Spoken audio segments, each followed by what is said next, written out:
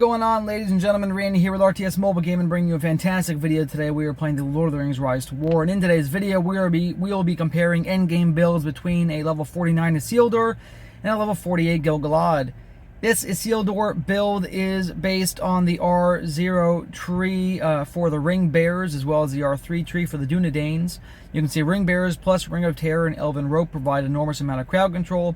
Great King provides great damage. King of the Dunedains provides fantastic damage, and the Dunedain bloodline, again, more damage. Okay, so very heavy defense and high damage capabilities. The gear is fairly half decent here. We have a couple 4-star and 5-star purples. Some of it's refined, some of it isn't. Really, we're focusing on the elite troop build here, the steady will ability, which I'll pull up in about 2 seconds, so we can get 2 units in the march that have cleanse every round. This will basically make them immune to all sorts of crowd control, because they'll be purging their own crowd control off every round.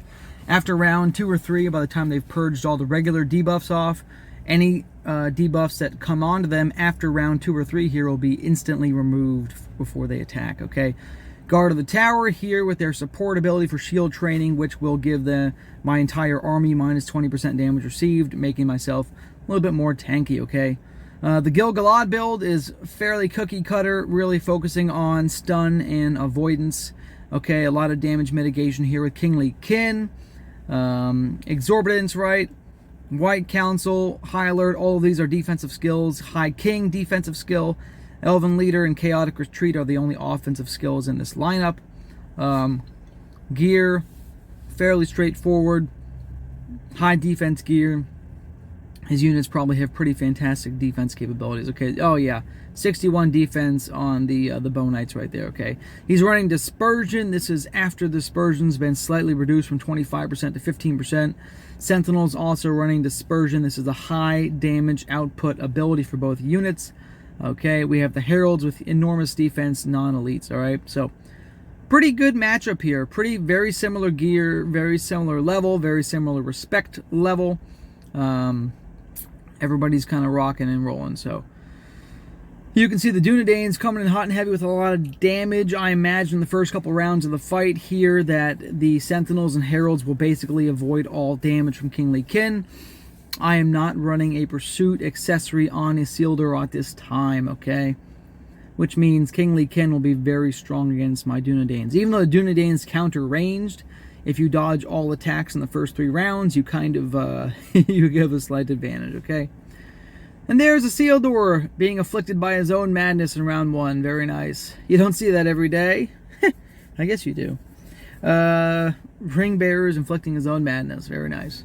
So it's a double-edged sword, right? It'll give your units avoidance, but there's the avoidance. See, I avoided damage from Gil-Galad, and then I dealt damage to myself from Isildur.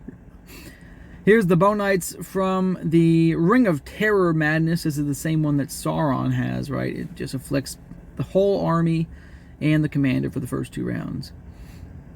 There's the Dunedains curing their own Chaotic Retreat defense debuff of minus 35 defense debuff from Gil-Galad. They have now purged that, okay? The Bree Riders, same thing. They just purged their Chaotic Retreat. Here comes the Sentinels with the Dispersion. Interesting to see the damage tick there. 1,400, 1,600, 1,400. It adds up over 10 rounds, right? That could be 45k damage output over 10 rounds. There's a Great King, right? 27% damage bonus. And here we go into round 2, folks. The Dunedains have nothing to cure. This means that the second they do get a debuff on them, from this moment forward, they will purge it immediately. That will apply for both Gil-Galad's stuns and anything else that might come up, okay? So I just want to make sure that you guys are aware of that. Look at that. Heralds beset by madness. Oh my goodness. Kingly Kin, they're dodging all their own attacks too. Kingly Kin is so strong. There we go, look. Dunedain's and Bree Riders affected by stun. Okay. Boom! Dunedain's stun was cured by Steady Will.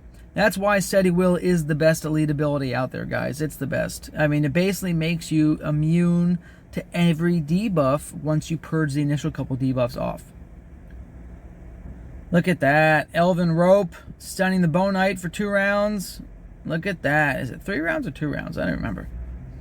Isildur does provide an awful lot of crowd control with his fear for the first couple rounds, right? His first 2 rounds of madness, and then his elven rope every 4th round there. Dunedain's Bree Riders curing nothing because there's nothing left to cure. Okay. We can see here just an enormous amount of damage output cooking in.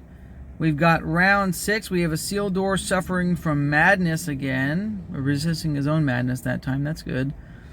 Elven Rope stunning the Bow Knights. Dunedain's purging off Gil-Galad's stun from Icicle.